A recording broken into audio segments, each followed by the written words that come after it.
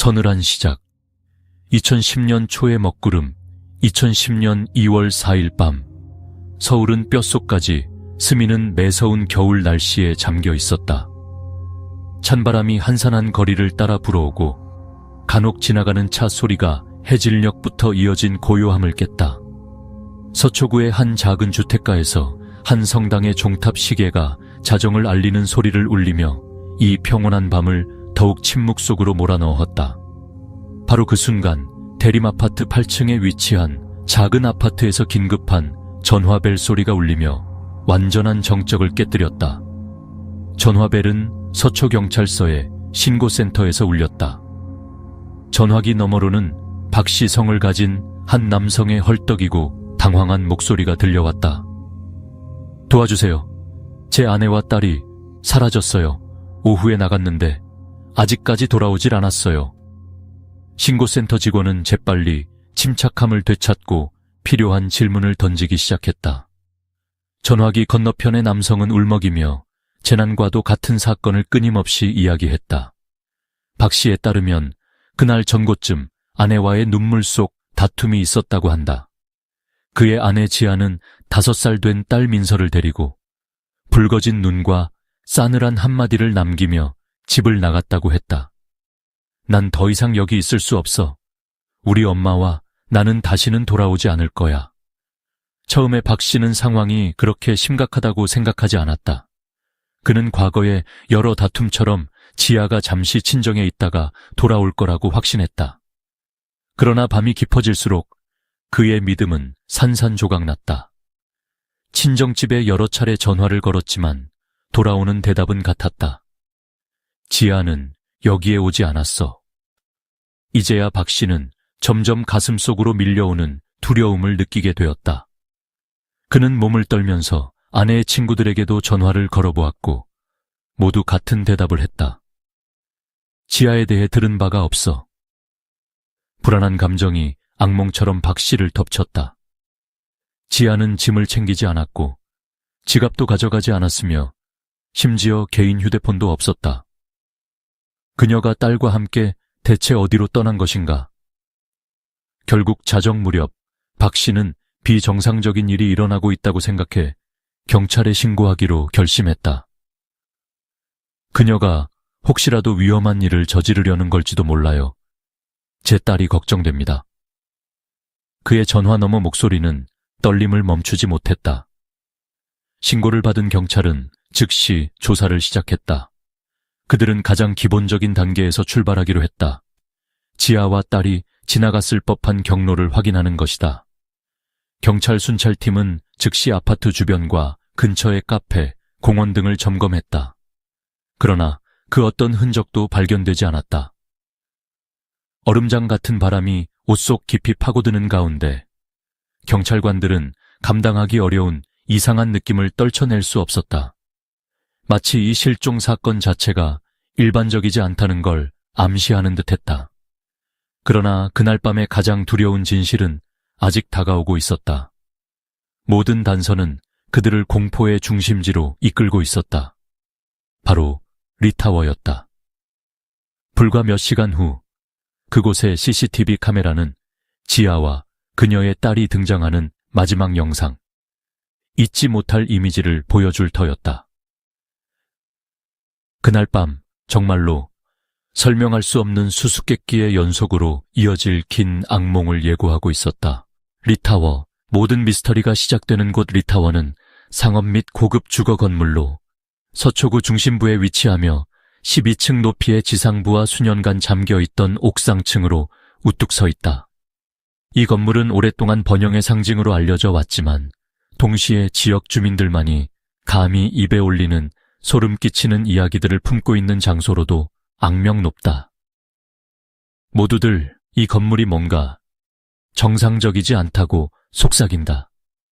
지아와 민서 실종 사건으로 기록되기 전 리타워는 단지 소문 속 이야기로만 회자되었다. 창문에서 새어나오는 희미한 노란 불빛 아래 밤이 되면 건물의 실루엣이 검은 하늘과 어우러져 실제보다 더 커 보이고 그 그림자가 아래의 온 동네를 뒤덮은 듯한 느낌을 자아냈다.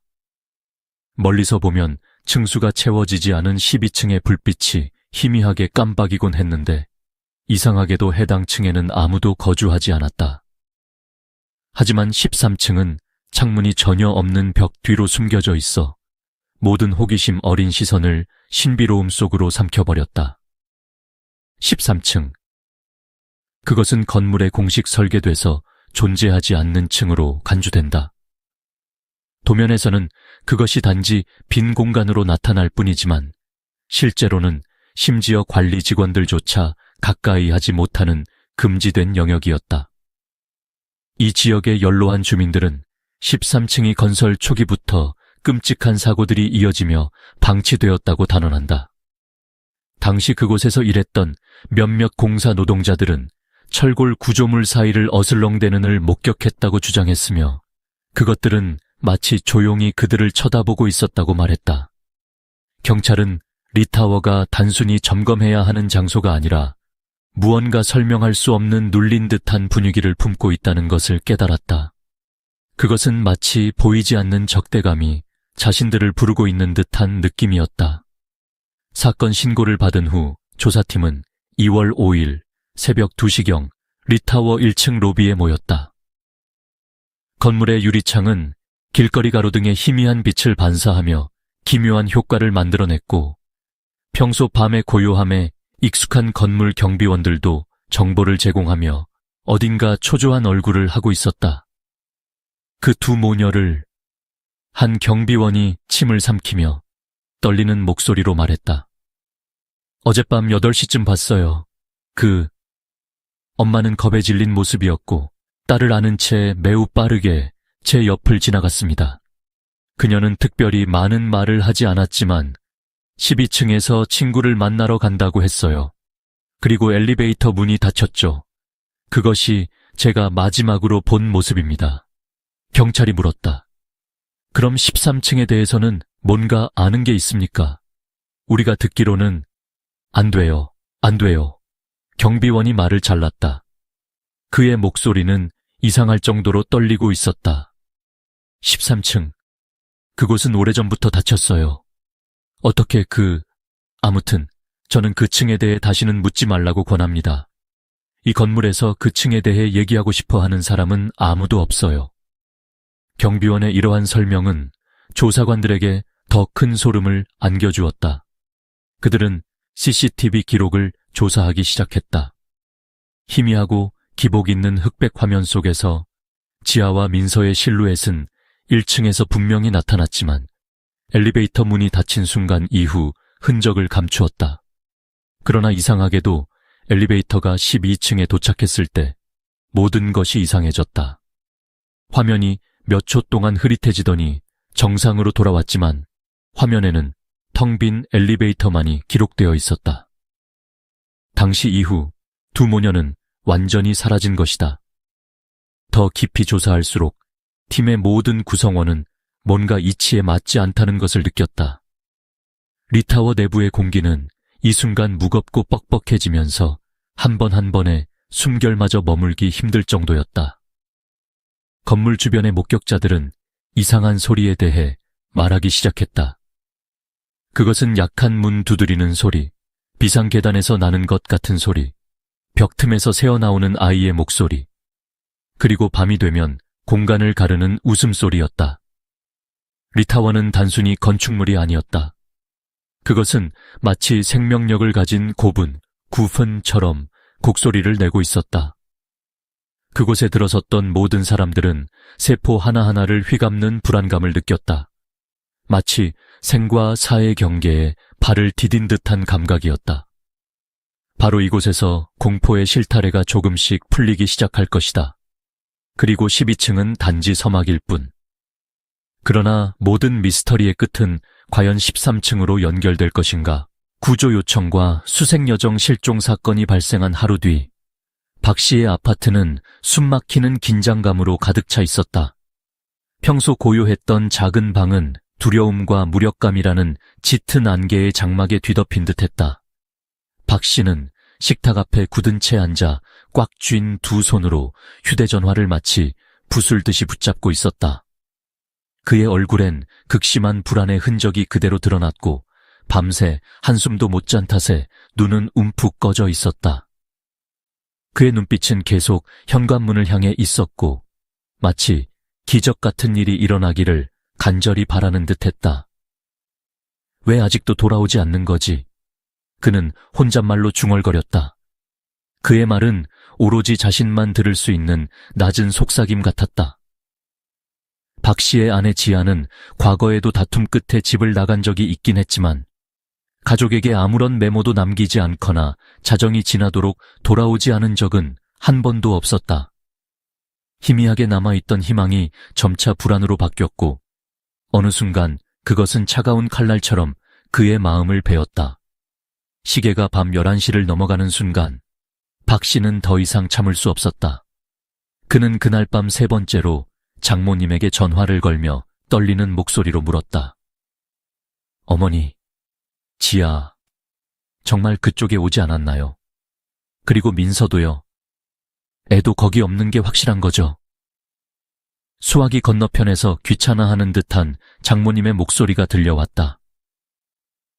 글쎄, 지아는 떠난 뒤로 여기 온 적 없어요. 애가 대체 왜 이러는 거예요? 도대체 무슨 일인데 밤새 전화를 이렇게 자꾸 하는 거죠? 통화를 끊은 박 씨는 자리에서 힘없이 뒤로 넘어지듯 기대며 천장을 올려다보았다. 정신이 터질 것 같았다. 그는 전화번호부 전체를 뒤지며 지아의 친구들에게도 전화를 걸어보았지만 아무도 그녀의 소식을 알고 있지 않았다. 그녀는 친정집에도 가지 않았고 친구들 역시 아무 소식을 몰라. 아무도 모르잖아. 그의 말은 그의 머릿속에서 계속 울리는 메아리 같았다. 마침내 자정을 조금 넘은 새벽 00시 37분경 박 씨는 떨리는 손으로 경찰 신고센터에 전화를 걸었다. 그의 목소리는 쉰 듯하고 떨려 있었다. 저는 신고를 하고 싶습니다. 제 아내와 어린 딸이 그들이 사라졌습니다. 경찰과 몇 분간 간단히 대화를 나눈 뒤 박 씨는 사건에 관한 모든 정보를 제공했다. 마지막으로 지아와 다툰 일부터 그녀가 오후에 민서를 데리고 집을 나간 순간까지 모두 털어놓았다. 그는 강조했다. 지아는 핸드폰도, 지갑도, 짐도 아무것도 가져가지 않았어요. 오직 검은 코트 한 벌만 입고 나갔습니다. 낯선 곳으로 갔다는 거요. 대체 어디로 갔을 수 있겠어요? 저는 그녀가 혹시라도 민서를 데리고 위험한 일을 할까봐 두렵습니다. 신고를 받은 담당자는 차분한 태도로 박 씨를 위로하며 즉각 조사팀을 보내겠다고 약속했다. 불과 30분도 지나지 않아 서초구 경찰이 박 씨의 아파트에 도착했다. 방의 희미한 조명 아래에서 박 씨는 눈물을 머금은 차에 떨리는 목소리로 사건을 다시 한번 설명했다. 경찰은 더 세부적인 질문으로 심층 조사를 시작했다. 그 질문들은 지아가 이전에 화가 났을 때 주로 지나갔던 경로, 최근 갈등이 심각했는지 여부, 그리고 그녀가 갈 수 있는 모든 장소에 대한 것이었다. 박 씨는 과거의 다툼을 떠올렸으나 이번처럼 지아가 정신적으로 불안정한 상태를 보인 적은 없었다. 그러다 떠나기 직전 지아의 표정이 기억났다. 그것은 분노가 아니라 절망으로 가득 찬 눈빛이었다. 그리고 그녀의 마지막 말이 그의 귀에 다시 맴돌았다. 내가 다시는 돌아오지 않을 거야. 그 말은 박 씨와 사건팀 모두를 잠시 동안 침묵하게 했다. 수색은 곧바로 그 밤부터 시작되었다. 경찰관 한 팀이 대림아파트 주변 지역을 순찰하기 위해 출동했다. 주변의 편의점, 카페, 어린이 놀이터 등이 철저히 조사되었지만 지아와 민서의 흔적을 찾을 수 없었다. 경찰은 또한 지아의 친정집으로 이어지는 모든 경로를 확인했으나 역시 아무 성과도 없었다. 24시간 운영하는 한 작은 가게에서 CCTV는 지아가 민서를 품에 안고 저녁 7시 40분쯤 대림아파트를 떠나는 모습을 찍었다. 그러나 그 후 추가적인 흔적은 전혀 없었다. 거의 5시간에 걸친 연속적인 수색에 지친 조사팀이 경찰서로 돌아온 새벽 4시쯤 리타워 경비원으로부터 뜻밖의 제보가 들어왔다. 며칠 동안 건물 앞에 이상한 차량이 주차되어 있습니다. 차 열쇠도 그대로 꽂혀 있었죠. 여러분이 와서 한번 확인해 보셔야 할 것 같아요. 그 자동차는 지하의 것이었다. 이 단서가 사건의 짙은 안개 속에서 한 줄기 빛처럼 다가왔다. 리타워, 모든 어둠의 미스터리가 시작되는 곳으로 조사팀을 이끌었다. 그리고 그곳엔 상상하지 못한 공포가 기다리고 있었다. 첫 조사, 버려진 자동차에서 발견된 단서. 2월 5일 새벽, 리타워 경비원에게서 정보를 받은 경찰팀은 즉시 의심스러운 차량을 확인하기 위해 건물로 출동했다. 정적이 감도는 밤하늘 아래에서 반짝이는 경찰차의 빨간색과 파란색 등이 리타워의 유리창에 반사되며 서울의 싸늘한 공기 속에서 어딘가 기묘한 분위기를 자아냈다. 차량이 멈춰있는 위치부터가 뭔가 평범하지 않았다. 차는 주차장으로 이어지는 도로에서 벗어나 마치 누군가 급히 정지한 듯한 이상한 방식으로 세워져 있었다.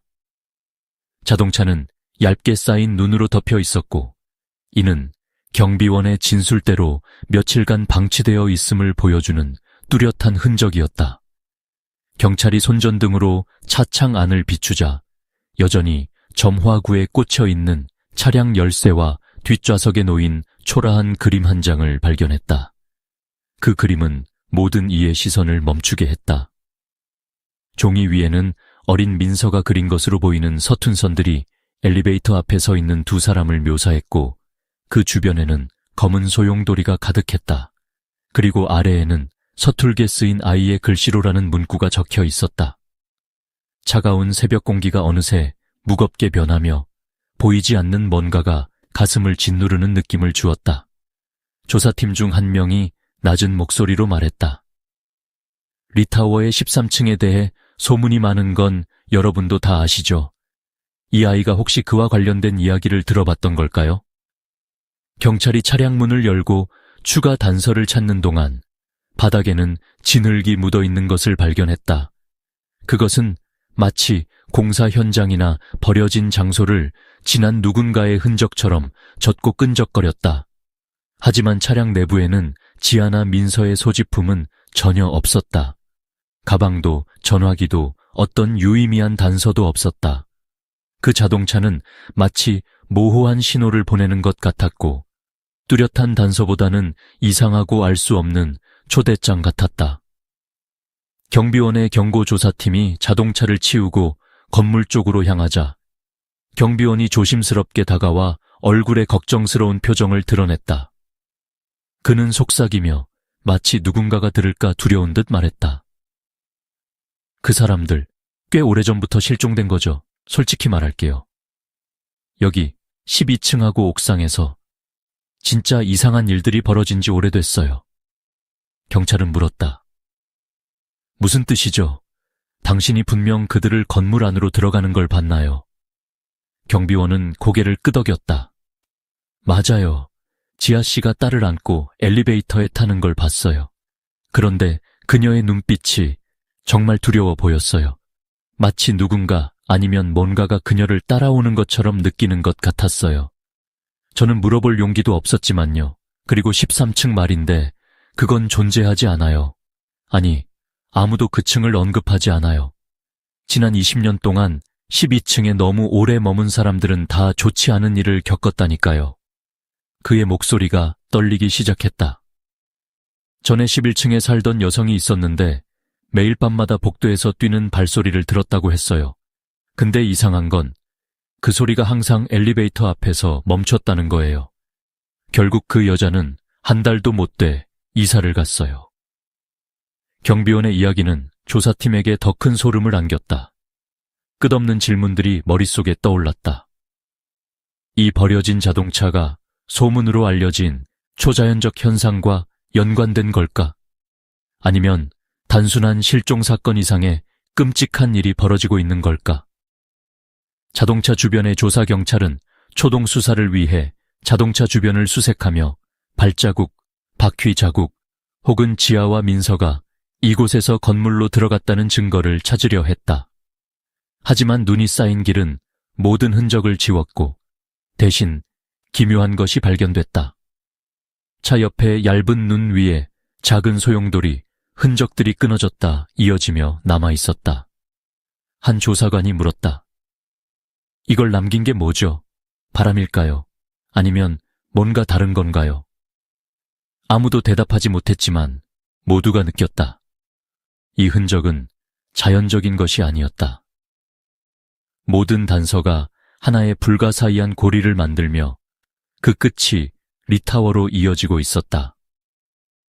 실종 사건과의 연관성 자동차의 번호판과 차량 안의 서류를 확인한 조사관들은 이것이 지하의 차량임을 확신하며 리타워가 주요 단서로 부각된다는 결론을 내렸다. 모든 증거가 이곳으로 향하고 있었다. 그러나 건물 안의 문 뒤에는 어떤 진실이 숨어 있을까?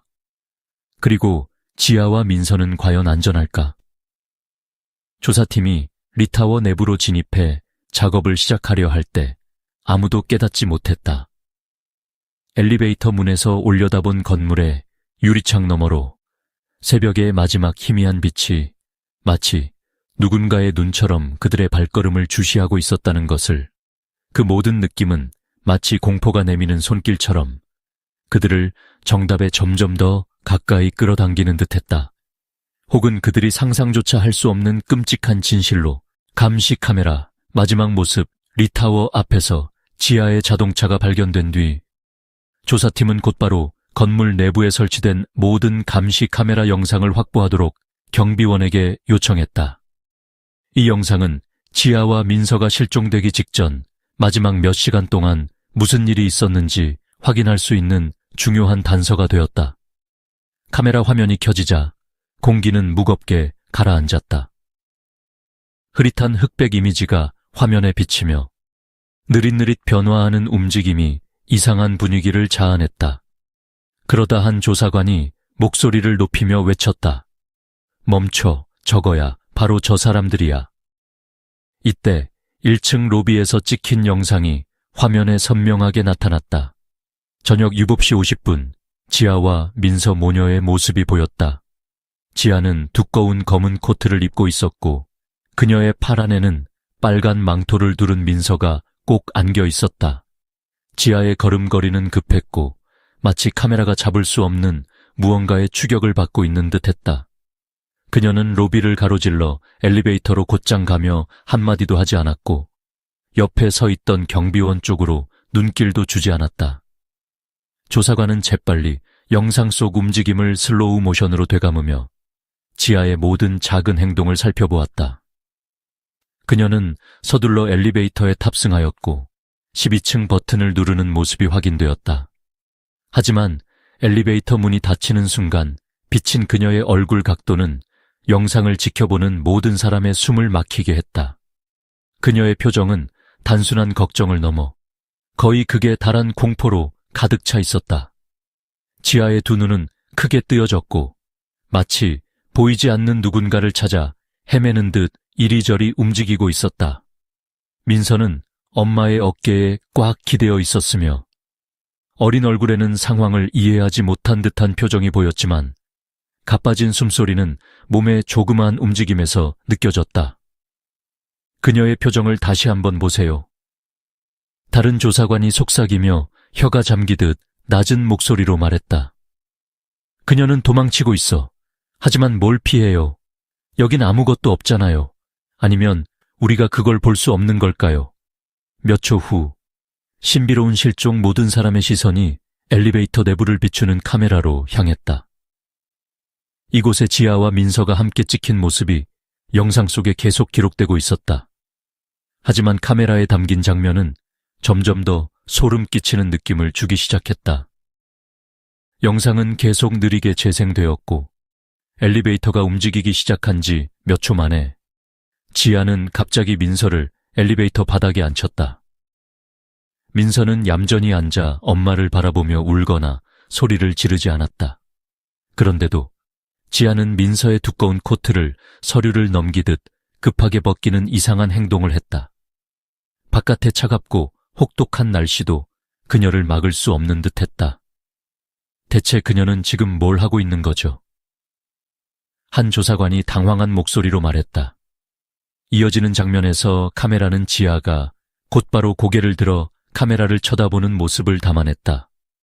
그 순간 그녀의 눈은 멈춰 있었고 그 안엔 공허함과 함께 무엇인가 경고하듯한 숨겨진 메시지가 담겨 있는 듯했다.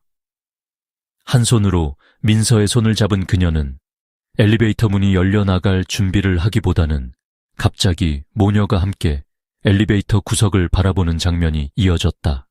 그리고 그 구석엔 아무것도 없었다. 민서는 그 순간 무엇인가를 엄마에게 속삭이는 것처럼 보였다.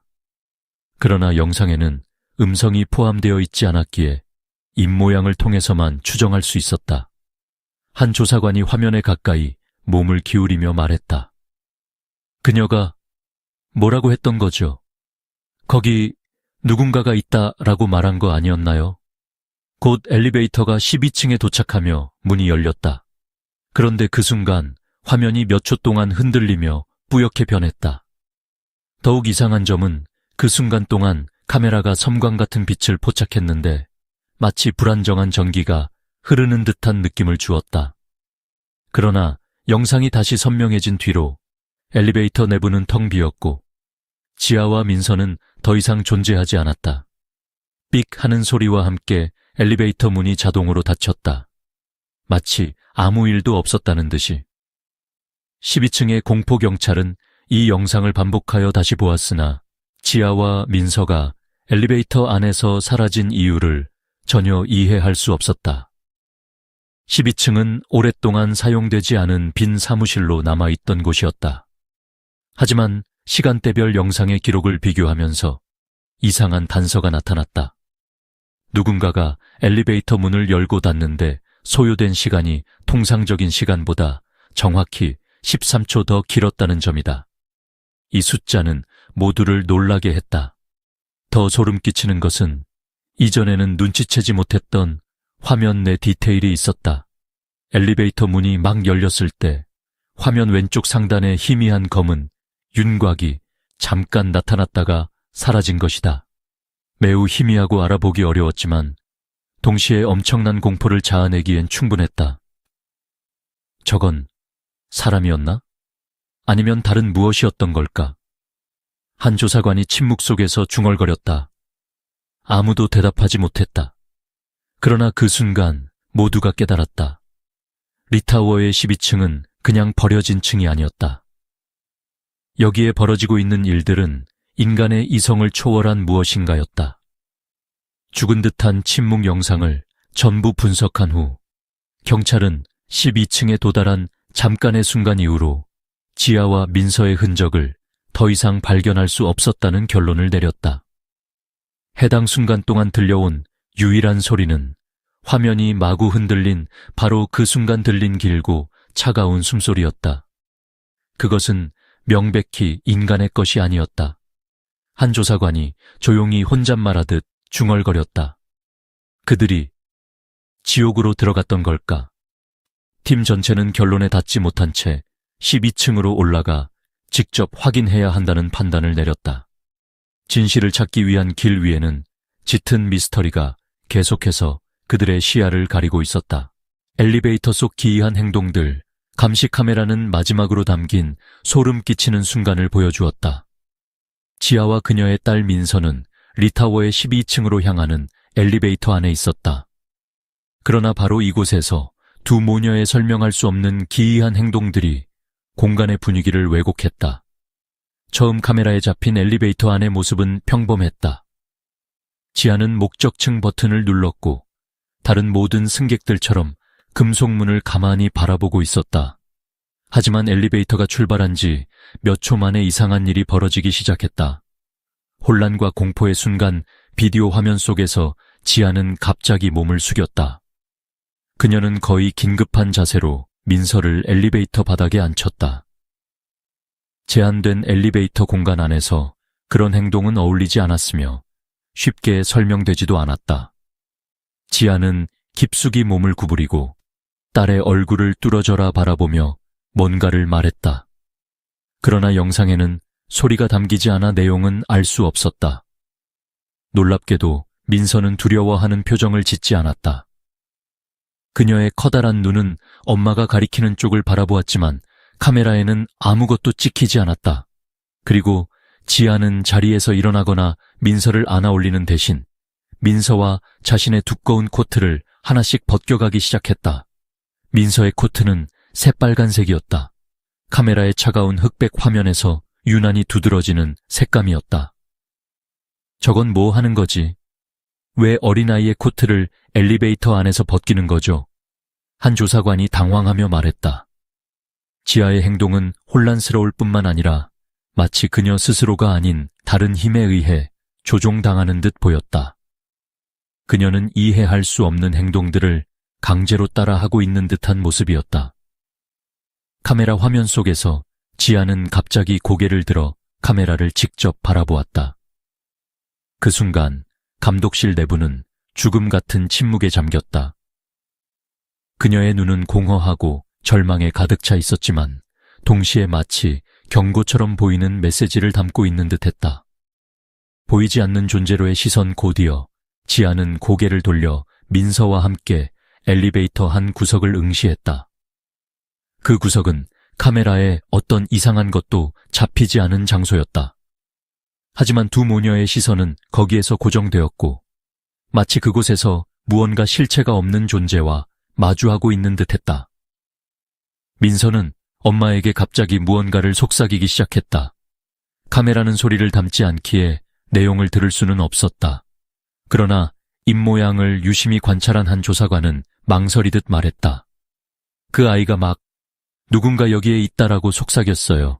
전 확실합니다. 이 말이 떨어지자 방 안의 모든 사람이 침묵했다. 민서의 속삭임은 지아의 공포를 설명할 수 있는 단서처럼 보였다. 조사팀이 영상을 느리게 돌려 확인한 과정 중 더욱 섬뜩한 장면이 나타났다. 엘리베이터 구석 틈에서 희미하게 어두운 그림자가 비치더니 단 몇 초 만에 사라졌다. 그 정체를 정확히 알 수 없는 흔적은 방 안의 모든 사람을 숨죽이게 했다. 운명의 문, 12층에서의 이상현상 엘리베이터 문이 12층에 도착해 열리자 또 다른 이상한 일이 벌어졌다. 몇 초 동안 화면이 일그러지고 떨리며 마치 외부에서 강한 충격이 가해진 듯 보였다. 이미지가 다시 정상으로 돌아왔을 때 지아와 민서 모두 사라지고 난 뒤 텅 빈 엘리베이터 모습만이 남아 있었다. 더욱 이상한 점은 엘리베이터 문이 열린 상태로 몇 초간 그대로 있었다는 것이다. 텅 빈 공간 속에서도 문은 천천히 닫힐 때까지 움직이지 않았다. 한 조사관이 말했다. 시간을 보세요. 문이 열려있는 지속 시간이 평소보다 더 길어요. 정확히 13초 나요. 이게 우연일까요? 13초. 그 숫자는 방 안의 모든 이의 머릿속에 한 번에 각인되었다. 이는 리타워와 관련된 모든 소문, 특히 13층과의 연관성을 즉각적으로 떠올리게 했다. 비논리적인 강요된 행동들 조사팀이 영상을 다시 되돌려 전반적으로 분석했을 때 지아의 모든 행동은 단순히 공황 상태에서 나온 것이 아니라 뭔가 비인간적인 무엇에 의해 끌려간 것처럼 보였다. 코트를 벗기고 아이를 바닥에 앉히고 카메라를 쳐다본 뒤 구석에 집중하는 등 그녀의 모든 움직임은 논리적이지 않았다. 한 조사관은 이를 두고 이렇게 분석했다. 아마 그녀는 극도의 공포로 인해 정신적 혼란 상태에 빠졌을 수 있어요. 그녀의 머릿속에서 무언가를 상상했을 가능성도 있고요. 즉시 다른 사람이 반박했다. 아니요, 그럴 수는 없죠. 공황 상태라면 누가 그녀를 구석으로 보게 만들었담. 그리고 왜 아이도 같은 방향을 쳐다봤을까요? 우연은 아니라고 봅니다. 모든 논쟁은 다시 침묵에 빠졌다. 리타워의 엘리베이터는 단순히 층과 층을 연결하는 장치가 아니라 어딘가 설명할 수 없는 영역으로 이어지는 통로처럼 보였다. 조사를 뒤덮은 어둠 영상 끝에서 문이 닫힐 때 들린 유일한 음성은 낮고 냉담한 삑소리였다. 이 소리는 지아와 민서의 실종이 단순한 사고가 아님을 암시하는 신호 같았다. 우리 언제 12층에 올라갑니까? 한 조사관이 간절하게 물었다. 그러나 그의 목소리는 거칠게 떨리고 있었다. 팀은 진실을 찾기 위해 결국 12층에 직접 올라가야 한다는 사실을 알고 있었다. 단, 그들 모두에게는 뭔가가 자신들을 기다리고 있으며 그들의 모든 행동을 관찰하는 시선이 있다는 불길한 느낌이 들고 있었다. 마지막으로 팀은 화면의 암전 상태에 멈춘 지아와 민서의 이미지를 차례차례 응시했다. 그 영상 속 깊고 공허한 시선은 그들 자신까지도 끌어당겨 끝없는 나락으로 빠질 것 같은 공포를 자아냈다. 12층과 끝나지 않는 저주 리타워의 12층. 이 이름은 심지어 건물 안에 살고 있는 사람들조차 쉽게 입에 올리지 않았다. 12층은 수년간 방치된 사무실 공간으로 희미한 노란 불빛이 춥고 신비로운 분위기를 몰아내기에는 턱없이 부족했다. 다른 층들과는 전혀 다른 느낌을 풍기는 2층은 다양한 소문과 괴이한 사건의 중심지로 알려져 있다. 조사팀이 발길을 들이기 전부터 이미 그 고요하고 으스스한 공기는 긴장을 더욱 고조시켰다. 12층으로의 첫걸음, 그날은 새벽 3시가 가까운 시간이었다. 전설에 따르면 이 시각은 인간의 세계와 영혼의 세계 사이에서 가장 가까워지는 시간으로 여겨진다. 경찰팀은 극도로 신중한 태도로 엘리베이터를 타고 12층으로 향했다. 문이 열리자 12층 복도를 휘감아 도는 차가운 바람이 얼굴을 스쳤다. 하지만 그것은 단순한 찬 공기가 아니었다. 자연스럽지 않은 뼛속 깊이 스며드는 냉기가 모든 사람을 소름 돋게 했다. 처음 12층 복도는 겉보기엔 특별한 것이 없어 보였다. 오래된 콘크리트 벽은 단조로운 회색으로 칠해져 있었고 넌등은 깜빡이며 불안정한 빛을 내뿜었다. 그러나 여기서 가장 두려운 것은 절대적인 침묵이었다. 바람소리도 사람들의 발소리도 들리지 않았다. 오직 무겁고 죽은 듯한 고요함만이 그 공간을 압도하고 있었다. 조사관들은 12층의 각 방을 나눠 수색하기 시작했다. 대부분의 방은 비어 있었고 곰팡이가 낀 가구 몇 개가 남아있을 뿐이었다. 하지만 그곳에는 아무도 없는 상태에서도 묘한 분위기가 사람들을 붙잡았다. 한 조사관은 속삭이듯 말했다. 누군가 우리를 지켜보고 있는 것 같다고 느껴지나요? 아무도 대답하지 않았지만 모두의 어색한 시선이 그 말을 대변하고 있었다. 어린아이의 드레스와 기이한 조각상 복도 끝에 있는 한 방에서 조사팀은 소름 끼치는 발견을 했다. 그것은 어린이용 흰색 드레스였는데 찢기고 더러워진 채 거미줄 속에 파묻혀 있었다. 이 드레스는 정확히 5살짜리 아이가 입기에 적합한 크기였으며 민서의 크기와도 일치했다. 드레스를 들어 올린 조사관은 손이 떨렸다. 그리고 드레스 자락에서 굳어버린 붉은 핏자국 몇 방울을 발견하자 심장이 더욱 빠르게 뛰기 시작했다. 민서가 여기에 왔었다는 흔적일까? 이게 그녀가 남긴 마지막 흔적일까? 하지만 그것만으로 끝나지 않았다. 방의 한 구석에는 기이한 나무 조각상이 있었다. 조각상은 얼굴 없는 인간의 모습을 띠고 있었으며 두 손을 머리 위로 높이 들고 마치 기도를 하는 듯한 자세였다. 조각상에는 알 수 없는 문양들이 새겨져 있었으나 더 소름 끼친 것은 그 아래에 피로 쓰인 문구였다. 13층이 그들이 안식을 취하는 곳이다. 그 문장을 보는 순간 모두 숨을 멈췄다. 리타워에 설계돼서 존재하지 않는다고 기록된 13층이 이번에는 피로 새겨진 경고로 나타난 것이다. 등고를 타고 흐르는 소리, 조사팀이 정보를 분석하려던 찰나 갑작스러운 소리가 울려 퍼졌다. 그것은 작은 발소리 같았다. 아주 희미하지만 점점 또렷해졌다. 빈 복도를 따라 천천히 다가오는 행진처럼 들리는 소리는 모두를 긴장하게 했다.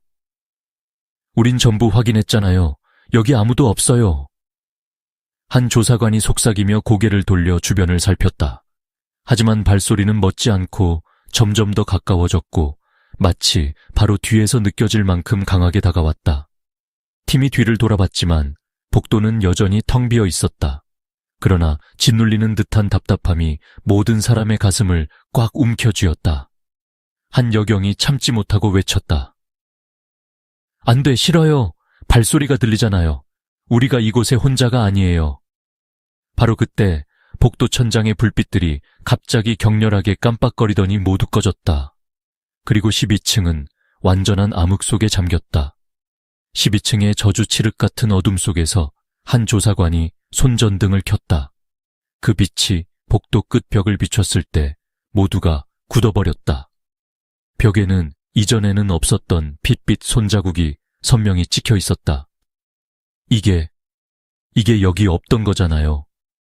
누군가가 비명을 질렀다. 그의 목소리는 공포에 젖어 있었고 복도는 죽을 듯한 정적에 휩싸였다. 그리고 발소리가 완전히 사라지자 대신 부드러운 속삭임이 뒤를 이었다. 그것은 어린아이의 목소리 같았다. 엄마, 구해줘. 한 조사관이 크게 외쳤다. 민서야, 그건 민서 목소리야. 난 확신해. 죽음과 어둠의 대립 본능적으로 모든 사람들이 소리가 나는 복도 끝으로 달려가려 했다.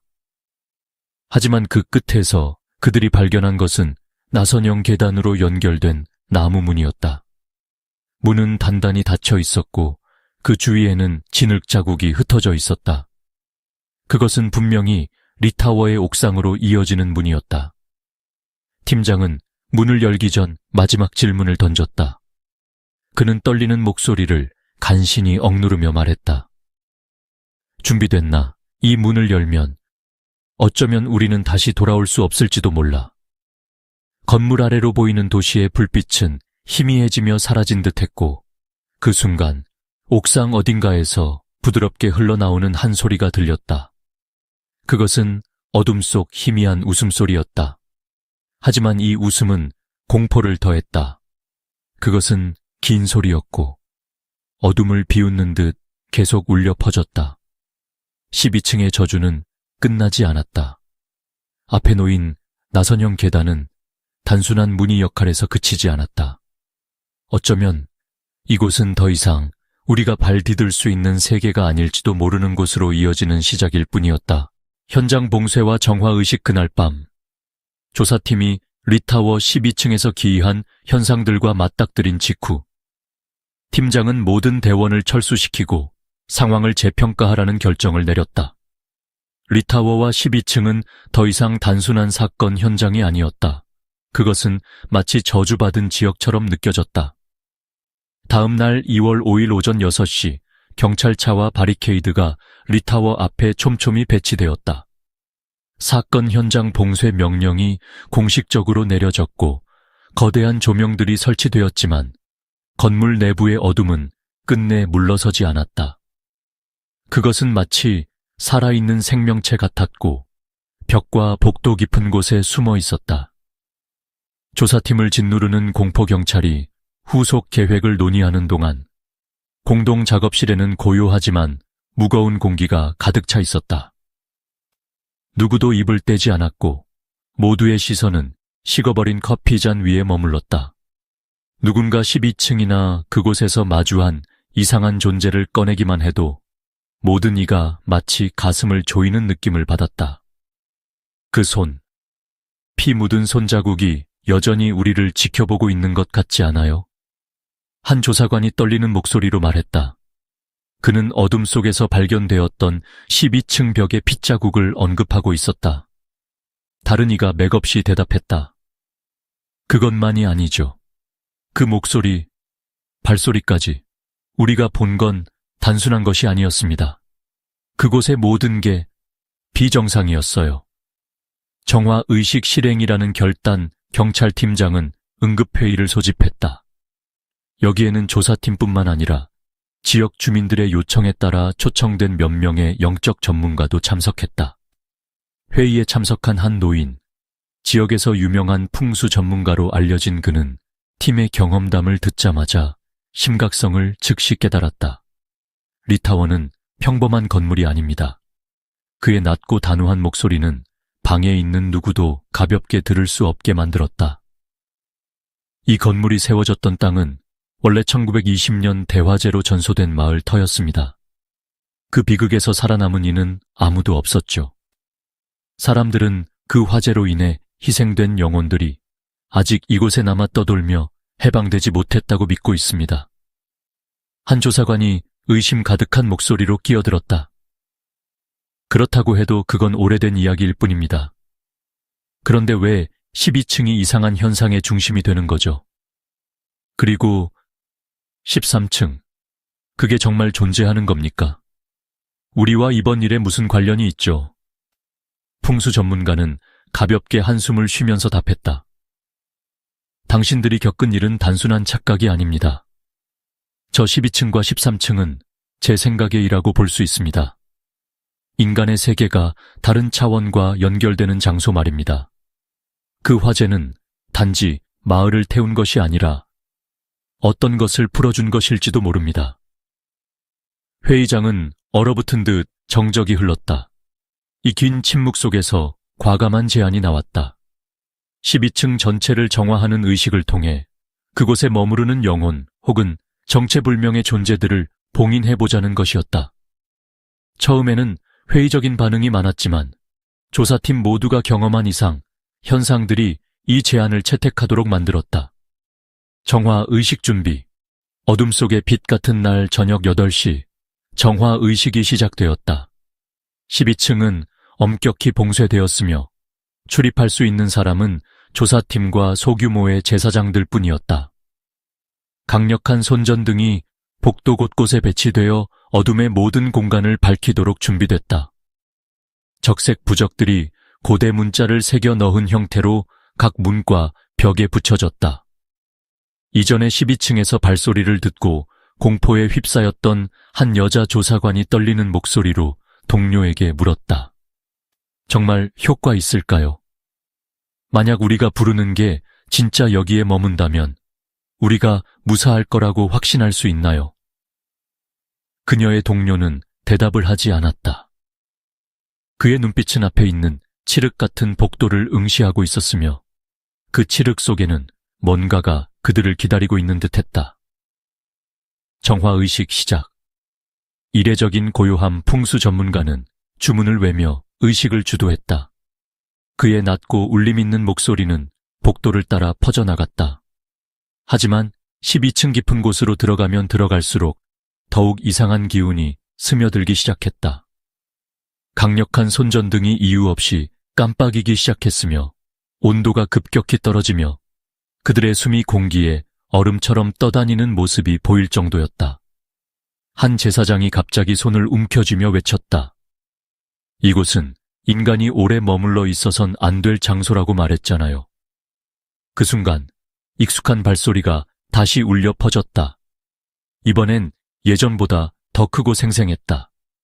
발소리는 복도의 구석구석에서 가까워졌다가 멀어지기를 반복했다.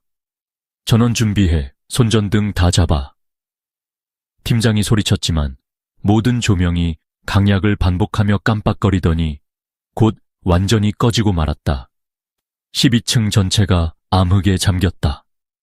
정화의식의 끝, 남겨진 경고, 잠시 후 혼란 속에서 점차 조명이 돌아왔다.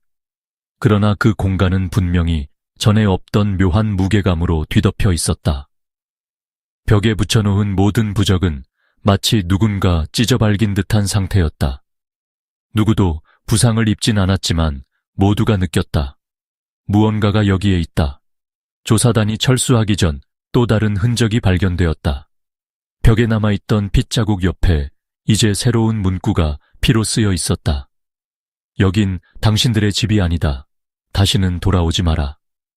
12층은 정화 작업을 받았지만 그럼에도 여전히 인간의 영역으로 다가가기엔 너무 깊은 곳으로 남아 있었다. 정화의식은 그곳에 자리 잡은 기운들을 소멸시키기는커녕 오히려 그들을 자극해 더 강력한 분노를 불러일으켰는지도 모른다. 미스터리한 계단과 잠겨진 옥상, 12층에서의 정화의식을 마친 후 비록 기이한 현상들에 대해 완전한 해답은 찾지 못했지만 조사팀은 모든 단서가 하나의 장소를 가리키고 있음을 깨달았다. 리타워의 옥상으로 연결된 오랫동안 닫힌 채로 남아있던 계단이었다. 그 계단은 과거 거주자들에 의해 쓸모없는 공간으로 불렸으며 건축 당시 구조적 문제로 봉인되었다고 전해진다. 그러나 조사 과정에서 그 계단은 단순히 방치된 곳이 아니라 이제 막 어두운 비밀을 드러내는 장소로 밝혀지고 있었다. 진흙 흔적 뒤의 전환점 정화 의식 중 12층에서 들렸던 이상한 소리를 들은 직후 한 조사관은 복도 끝 계단 쪽으로 이어진 진흙 자국을 발견했다. 바닥에 얼룩져 있는 이 흔적들은 닫힌 계단 입구로 곧장 이어졌다. 그 자국은 사람의 발자국처럼 보였지만 너무 작아서 성인의 것이 아니었고 그렇다고 동물의 발자국과도 같지 않았다. 조사관은 자세히 살펴보다가 혼잣말처럼 중얼거렸다. 이 발자국 어린아이 것 아닌가요? 설마 민서? 다른 조사관이 서둘러 대꾸했다. 말도 안 돼요. 아이가 사라진 지 너무 오래됐잖아요. 아니면 누군가 그들을 여기에 데리고 왔거나 아니면 뭔가 다른 것이 남긴 흔적일 수도 있어요. 누구도 입 밖으로 내지 않았지만 팀 모두가 같은 가슴 답답함을 느꼈다. 그리고 그들이 쫓던 무언가가 인간의 영역에 속하지 않을 가능성을 점점 더 의심했다.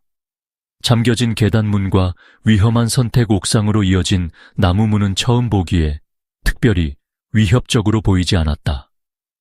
세월이 지나면서 문 일부가 썩어 떨어졌으며 틈새로 차가운 바람이 스며들어왔다. 하지만 그 문에 한 발 다가설 때마다 조사를 진행하던 팀원들은 뼛속까지 느껴지는 냉기를 경험했다. 긴장감이 맴도는 가운데 팀장은 손을 뻗어 문 손잡이를 돌렸지만 이미 예상했던 대로 문은 단단히 잠겨 있었다. 랜턴 좀 본드를 비춰봐. 팀장은 다소 단호한 목소리로 명령했지만 그 안에 약간의 떨림이 숨어 있었다. 강력한 랜턴에 비친 문살과 경첩은 녹슬어 있었고 그 사이로 몇몇 조사관들이 동시에 외쳤다. 잠깐만요. 이거 여기에 글자가 새겨져 있어요. 두껍게 쌓인 먼지를 닦아내고 나니 손으로 직접 새겨 넣은 듯한 지그재그 글씨가 목재 표면에 드러났다. 흔들리는 필체로 읽을 수 있는 문장은 다음과 같았다. 이 문을 넘어간 자는 돌아올 길이 없다. 순간 침묵이 공간을 감쌌다. 잠시 망설이는 듯했지만 팀장은 과감히 명령했다. 문을 부셔. 이제 뒤돌아갈 선택지는 없으니까. 쇠망치로 문을 깰 때마다 울려 퍼지는 소리는 복도 전체에 울렸다. 그것은 마치 그곳에 오랜 시간 잠자고 있던 존재를 깨우는 소리처럼 묘하게 퍼졌다. 마침내 문이 열렸을 때 그들 앞에는 나선형 계단이 모습을 드러냈다. 그 계단은 곧장 옥상으로 이어지고 있었다. 옥상으로의 여정 나선형 계단은 매우 높고 어두워 거의 빛이 들어오지 않았다. 날카로운 금속의 삐걱거리는 소리와 팀원들의 조심스러운 발소리가 공간을 가득 채웠다. 그러나 모든 사람의 소름을 돋게 한 것은 소리였다. 몇몇 순간 팀원들은 멀지 않은 위쪽에서 약한 속삭임 소리가 들려오는 것을 느꼈다. 그것은 분명히 아이의 목소리 같았다. 엄마, 나를 두고 가지 마. 여러분, 들으셨나요? 한 사람이 걸음을 멈추며 당혹스럽게 돌아봤다. 누구도 명확히 대답하진 않았지만 모두가 같은 소리를 들었음을 느낄 수 있었다. 속삭임이 점점 가까워짐과 동시에 그들은 발걸음 속도를 더하려 했지만 점점 무언가가 그들의 가슴을 눌러오는 느낌을 받았다. 한 명의 조사관이 갑작스럽게 무릎을 꿇으며 숨을 헐떡였다. 안 돼요. 뭔가가 우리를 끌어당기는 것 같아. 팀장이 낮은 목소리로 강하게 명령했다. 멈추지 마. 계속 가. 거의 다 도착했다.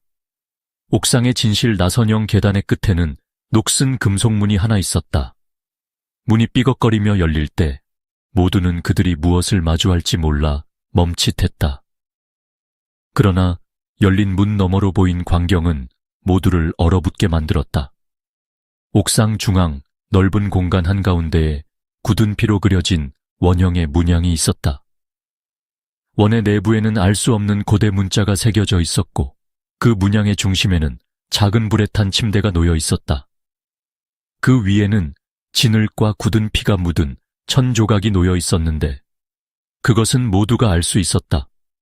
이전에 발견된 민서의 드레스천이었다. 그러나 더욱 오싹한 순간은 문양 한가운데에서 발견되었다. 그곳에는 시멘트 바닥에 새겨진 문장이 있었다. 모든 길은 13층으로 이어진다. 답변. 아니면 새로운 악몽.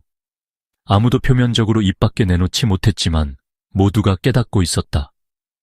옥상은 사건의 끝이 아니었다. 심지어 모든 단서가 이곳으로 향했음에도 불구하고 더 큰 미스터리가 남아 있었다. 한 조사관이 떨리는 목소리로 작게 물었다. 민서, 그녀는 아직 살아있을까요? 아니면 단순한 흔적일 뿐인가요? 팀장은 아무 대답도 하지 않았다. 대신 그의 눈은 문양 중심을 마주보고 있었고 그곳에서는 진실과 공포가 뒤섞이며 모든 것을 응시하고 있는 듯했다. 조사팀이 옥상을 떠나는 동안 모든 이의 숨소리는 무겁고 느려졌다. 멀리 옥상의 어딘가에서 혹은 공중에서 희미한 웃음소리가 들려오는 것 같았다. 작아지긴 했으나 멈추지 않는 소리. 그것은 마치 리타워와 그 어둠의 존재가 여전히 살아있음을 알리는 경고 같았다. 과연 13층은 실제 하는 것일까? 아니면 옥상이 이미 우리와는 관계없는 세계로의 문이었을까? 비밀스러운 연인에 대한 추측 리타워와 관련된 초자연적 현상과 미스터리에 더해 일부 언론과 대중은 지하의 개인적 관계에 초점을 맞추며 다른 가능성을 제기했다. 그녀가 운명의 그날 리타워에서 정체불명의 인물을 만났을 수도 있다는 소문은 사건이 인간의 계획에 의해 촉발된 것일 수 있다고 암시하며 논의를 확장시켰다. 단편적인 정보와 공개적인 추정을 토대로 지하의 일화 불릴 만한 인물이 사건에 연루되었을 가능성이 제기되었다. 이는 경찰에게도 주목받는 가설로 떠오르며 조사를 받게 되었다. 흩어진 단서와 마지막 메시지에 담긴 의문 지하의 휴대폰 기록 분석 결과 실종이 발생하기 전 몇 주 동안 그녀는 자주 알려지지 않은 번호로 메시지를 보내고 전화를 걸었다. 이 번호는 연락처에 저장되지 않은 상태였으며 지아가 실종된 당일 이후로 모든 연락이 갑작스럽게 끊겼다. 한 조사관은 이를 분석하며 이렇게 말했다. 지아가 보낸 메시지들은 개인 암호와 비슷한 줄임말들로 구성되어 있었어요. 뭔가를 숨기려는 의도가 분명해 보입니다. 최신 메시지 중 하나는 이렇게 적혀 있었다. 오늘 밤 12 화살표 위. 늦지 말아요. 조사팀은 이 12 화살표 위가 리타워 12층을 의미하며 지아와 민서가 마지막으로 확인된 장소와 연결된다고 판단했다. 이것이 사실이라면 지아는 실종되기 전 12층에서 누군가를 만나기로 계획했을 가능성이 있었다. 하지만 질문은 계속 남는다. 그 남자는 누구였고 지아가 실종된 이후 왜 그 어떠한 연결도 나타나지 않았을까? 보이지 않는 연인, 엇갈리는 증언들, 지아가 외도 또는 정체불명의 인물과 얽혀 있었는지를 밝히기 위해 그녀의 가족과 친구들을 대상으로 심층 인터뷰가 진행되었다. 그러나 대부분의 사람들은 그녀가 남편 이외의 다른 남성과 만나왔다고 생각할 근거를 제공하지 못했다. 지아의 한 친구는 그녀를 결혼 생활에서 매우 원칙적인 사람으로 묘사하며 이렇게 말했다. 지아가 만약 누군가를 만났다고 해도 절대 남편을 뒤에서 속이기 위해 그럴 사람은 아닙니다. 그런 일은 그녀답지 않아요. 하지만 지아의 이전 직장 동료 중 한 명은 주목할 만한 의혹을 제기했다. 그녀는 어느 날 자기 말을 잘 들어주는 특별한 사람이 있다는 식으로 애매하게 말을 했어요. 하지만 구체적인 이름이나 세부 정보를 밝힌 적은 없었죠. 내가 마지막으로 그런 말을 들은 건 그녀가 퇴사하기 약 3개월 전이었어요.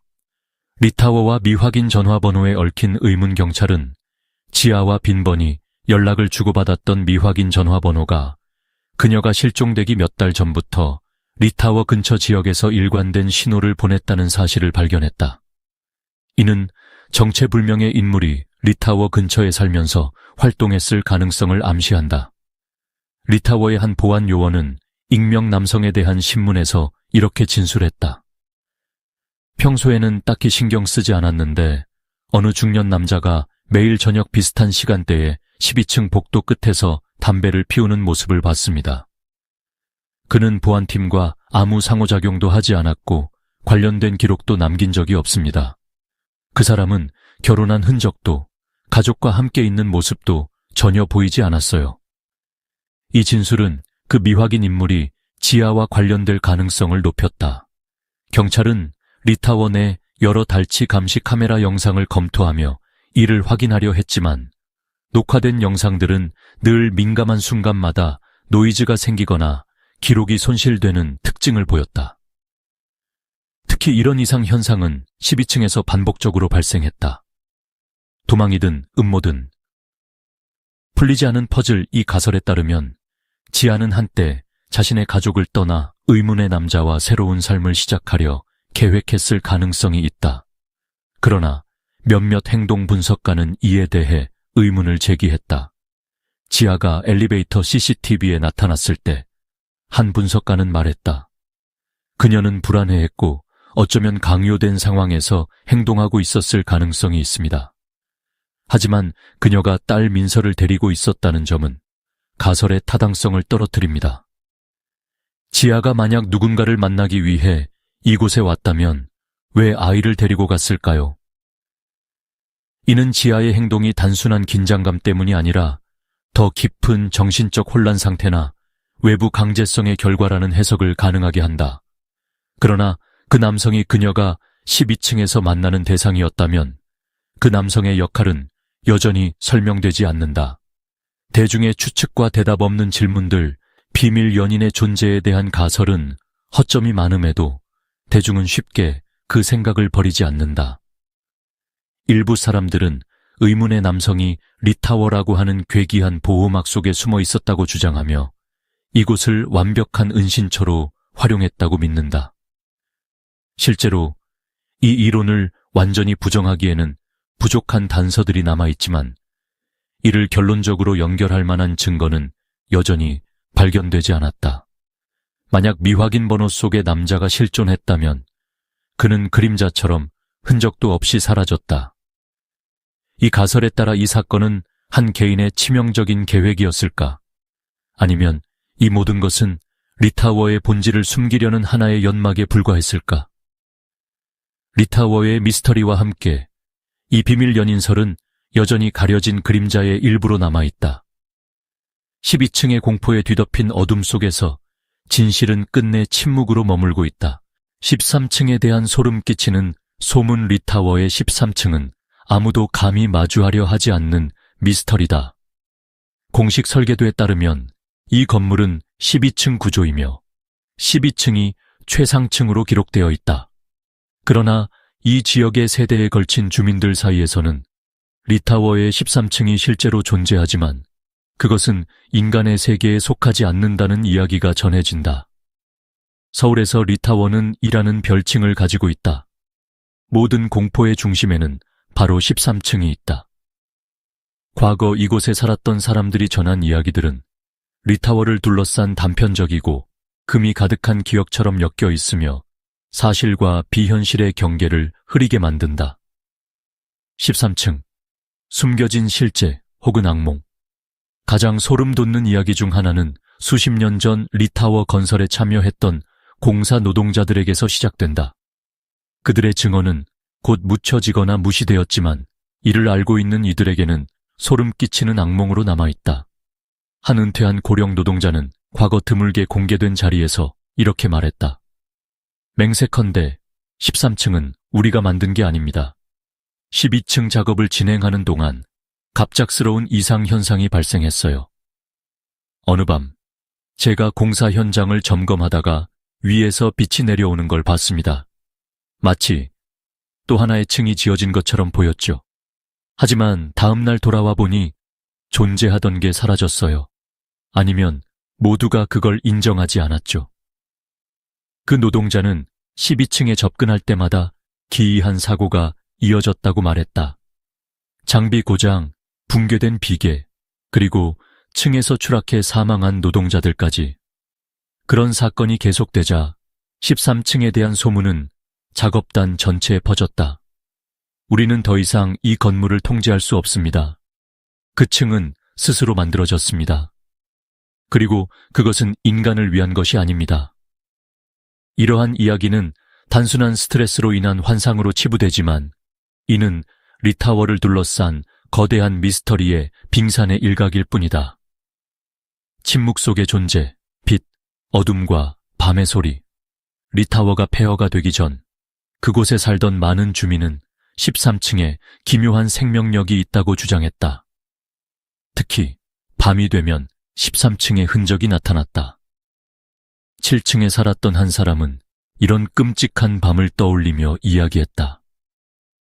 매일 새벽 1시쯤이 되면 위에서 무거운 발걸음 소리가 들려오곤 했어요. 처음엔 12층에서 나는 소리라고 생각했죠.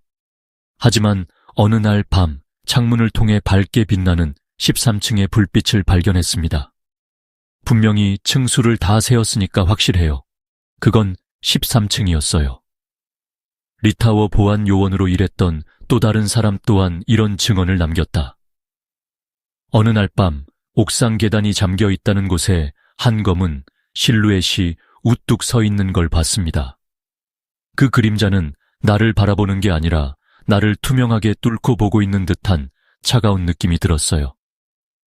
그러고 나서 엘리베이터가 움직이는 소리를 들었지만 그 층을 호출한 사람은 없었습니다. 그 이후로 야간 근무를 절대 하지 않겠다고 다짐했어요. 13층이 드러난 감시 영상 가장 섬뜩한 것 중 하나는 감시 카메라 영상에서 나타난 13층과 관련된 이상 현상이었다. 2019년 리타워 보안 직원들의 보고서에 따르면 엘리베이터가 12층으로 올라가는 도중 갑자기 멈췄다. 당시엔 아무도 이용하고 있지 않았지만 디스플레이에 13층이라는 숫자가 나타났다. 우리 시스템에는 13층이란 층수를 작동시키는 설정이 없어요. 당시 기술자는 그것을 명확히 했지만 몇 초 후 엘리베이터 문이 가상의 층에 열렸을 때 카메라가 심하게 노이즈를 일으켰다. 그리고 잠깐 동안 카메라에 찍힌 모습은 작은 사람 형상 같았으나 그 형태가 불확실했다. 이를 명확히 분석하려 했으나 아무도 설명할 수 없었다. 알 수 없는 건축 설계와 문지른 경계, 리타워의 오래된 건축 설계를 조사한 결과 초기 설계에는 이라는 이름으로 표시되었다는 기록이 있다. 주거나 사무 공간으로 사용할 목적은 아니었던 것이다. 그러나 이 영역에 대한 문서는 수차례 수정되거나 삭제되었다. 전설에 따르면 리타워의 부지는 과거 한 마을이 대재앙적 화재로 소멸된 장소로 알려져 있다. 화재 이후 이 장소에는 있었던 것으로 전해진다. 그러나 리타워 건설 과정에서 그 문이 있던 자리가 12층과 옥상 구역에 겹쳤다는 소문이 있다. 한 풍수 전문가는 이런 추측에 대해 다음과 같이 말했다. 그 문은 파괴되지 않았습니다. 단지 새로운 콘크리트 벽으로 덮어 씌워졌을 뿐입니다. 그리고 저는 13층이 바로 그 문이 현세에서 드러난 모습이라고 믿습니다. 13층을 향해? 조사 도중 모든 조사관들은 리타워 안에 보이지 않는 존재가 있음을 느꼈다고 말했다. 한 조사관은 이러한 느낌을 묘사했다. 나는 항상 계단 위에서 뭔가 소리가 나는 것 같았어요. 그것은 옥상에서 나는 것처럼 보였지만 더 높은 다른 층에서 오는 듯 했습니다. 하지만 내가 확인할 때마다 올라갈 연결이 없었어요. 마치 그 소리들이 우리를 유도하려 하는 것 같았어요. 그럼에도 불구하고 그들은 13층이 공식적으로 존재하지 않는다는 사실에 직면했다. 그러나 존재하지 않는 곳에서 오는 공포는 너무나도 실제적이었다. 13층, 실제인가 환영인가? 13층은 과연 존재했다가 사라졌을까? 아니면 사람들이 스스로 만들어낸 두려움과 강박 속에서 현실화된 환영일까? 어떤 이유에서든 분명한 것은 리타워에 발을 들인 사람 모두가 느꼈던 13층의 파괴적 존재감이다. 그곳은 아마도 지아와 민서가 끌려간 장소일지도 모른다. 갇혀 있으나 여전히 어두운 숨을 쉬듯 활동하는 공간. 아니면 그것은 밑도 끝도 없는 악몽의 상징이 되었을 뿐일까? 리타워의 13층에 대한 소문은 여전히 의심스럽고 증거는 없지만 사람들 마음속에서는 커다란 의문으로 자리 잡고 있다. 13이라는 숫자 뒤로 드러나지 않은 다른 세계의 문이 숨어 있는지 누가 알겠는가? 의문과 망각으로 가득 찬 결말 15년이란 세월이 흘렀지만 지아와 민서 실종 사건은 여전히 풀리지 않는 미스터리로 남아있다. 리타워의 역사에 씻기지 않는 흠집으로 새겨질 뿐 아니라 그로부터 이어지는 어둠은 오늘날까지도 조사와 추적을 방해하고 있다. 몇 년간의 경찰 조사와 영매 및 기술 전문가들의 노력은 모두 좌절되었고 사건은 결국 하나의 도시 전설로 자리 잡았다. 그 이야기는 공포와 의심, 그리고 끊임없는 의문 속에서 재생산되고 있지만 박씨 가족에게는 아직도 지워지지 않는 상처로 새겨져 있다. 사라지지 않는 희망과 잔인한 현실. 그럼에도 불구하고 박씨 가족은 희미한 희망의 끈을 여전히 붙들고 있다. 그들은 지아와 민서가 어딘가에 살아있을지도 모른다는 가능성을 놓지 않는다. 그러나 리타워를 둘러싼 스산한 전설들은 이러한 희망에 더욱 두꺼운 어둠을 들이운다. 한때 서초구의 현대적 상징으로 건립되었던 리타워는 이제 버려진 공포의 장소로 전락했다.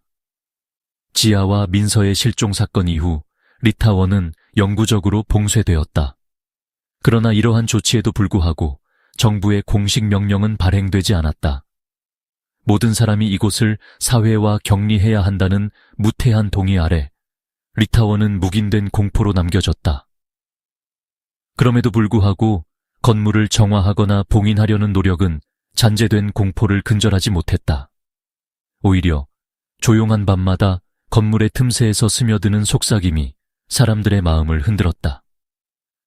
몇몇 목격자는 리타워의 정문에서 깊은 밤에 멈춰서면 위층 어딘가에서 들려오는 아이 울음소리와 엘리베이터가 닿을 수 없는 층의 무거운 발소리를 들을 수 있다고 증언하기도 했다.